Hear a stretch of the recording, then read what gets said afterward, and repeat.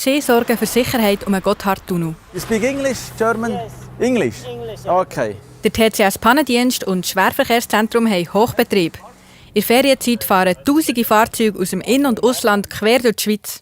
Wenn so viele Autos unterwegs sind, gibt es häufiger Unfälle und so ewig langen Stau. Für dass es gar nicht so weit kommt, patrouilliert der Pannendienst und das Schwerverkehrszentrum macht Stichkontrollen. Hier werden jeden Tag 60 bis 80 Fahrzeuge und ihre ChauffeurInnen kontrolliert. Wir haben relativ viele technische Mängel betreffend Reifen oder auch Bremsanlagen, die zum Teil wirklich sehr gravierend sind. Aber natürlich auch die anderen Sachen, Lastwagen zu hoch oder auch überladen zu schwer und auch Arbeits- und Ruhezeitverstöße gibt es auch. Bei den Kontrollen kommen häufig Sicherheitsprobleme vor. Auch dieser Lastwagen besteht die Prüfung nicht. Da sieht man jetzt wirklich ganz gut, dass das Profil abgefahren ist. Und das ist nicht mehr zulässig. Der Reifen muss er sicher hier vor Ort wechseln. Auch 3 andere Pneu sehen nicht gut aus. Gleichzeitig ist auf dem Pannenstreifen der Pannendienst unterwegs.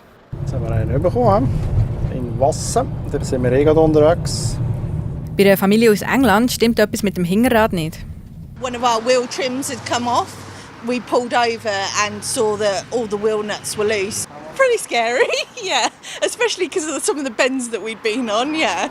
Wenn das die Familie nicht gemerkt hat, hätte es schlecht enden können. Im dümmsten Fall kann es Rad abfallen und ja, das ist natürlich das zum Kontrollieren. Das ist eine Herausforderung, ja. Das Auto hatte eine Panne gehabt, die Fahrspur blockiert und andere Autos gefährdet. Zum Glück hat die Familie so schnell reagiert. Thank you. Have a nice holidays, eh? Thank you so much. Bye bye. Thank you very much.